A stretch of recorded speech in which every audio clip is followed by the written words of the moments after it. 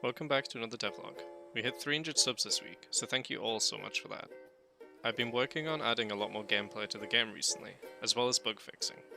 I also want to announce that I'm currently participating in my first full game jam, the Mizjam, hosted by Miz's. I will hopefully be submitting my game today or tomorrow, and will be making a video on my development. I finished implementing the challenges system, and added 5 fish-based challenges. I will be adding more challenges each devlog until all the categories are full, but I want to make them as fun and challenging as possible, so I'll take my time coming up with them. I made the challenge system modular and linked it to my challenge manager script, meaning I can add new challenges fairly quickly once I decide what to add. If you come up with any challenge ideas, feel free to suggest them in the comments below. I then added a second currency to the game, called research points. These points will allow you to unlock new fish, critters, plants, decor, and tanks. Each challenge grants research points when completed, and the higher the tier of the challenge, the more research points are given. I can set how much RP is given, per challenge and per tier, as well as how many tiers each challenge has. I also made further tweaks to the UI. There is now a pop-up when completing a challenge, as well as when you earn or spend either currency, which updates as you spend or gain it. I then added category buttons to the shop, as well as splitting the bottom button UI in two. I spent a lot of time playtesting the game this past week, and made a list of some of the bugs I found. There surprisingly wasn't too many, which was good. But a couple I did find were things like being able to sell dead fish, or that large size fish when producing poop or nutrients for the tank. I've been reworking my fish quite a bit. The fish I currently have available in the tank that I've been using for the videos are all pretty oddly scaled, and don't match very well as they grow, so I've been working on making them more accurately sized to their real life scales.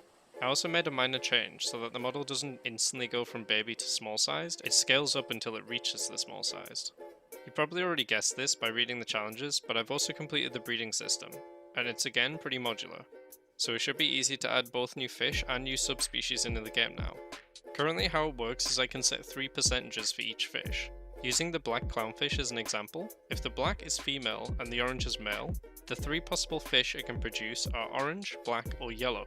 Obviously the yellow will be the rare breed in this case, with a much lower percentage, and the black and orange a lot more common. Let's say that we gave the yellow option a 10% chance of spawning, that would leave the orange and the black with a 45% chance each. The female is a decider within my breeding system, so for example if a black male is bred with an orange female, the only possible outcomes are black and orange, not yellow. But if the female is black, and the male is orange, the outcomes are black, orange, or yellow.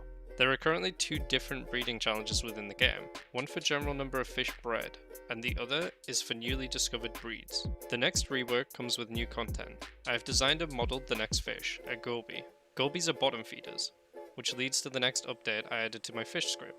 I can now set each fish's typical height within the tank per species. So gobies, once purchased, will swim straight down at the bottom of the tank, and will only track food or items near the base of the tank. I've also made it so usable items, if not eaten, will sit on the sand of the tank for a small period of time before despawning, meaning bottom feeders can feed directly from the sand. The system isn't perfect and still needs further work, but it's pretty good progress for the game. I had planned on finishing the goby's rig and animations this week too, but I decided to join the game jam only a few days before it started, so I didn't work as fast as I should have. Thank you so much to all my patrons over on Patreon for supporting me in the channel. So a huge thank you to Tom, Vixel, Fist Me Daddy, and Stab Kitty for supporting me over on Patreon.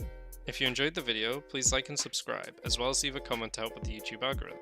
Come check out my Discord to chat or share your own game projects. All links are in the description. Thank you so much for watching.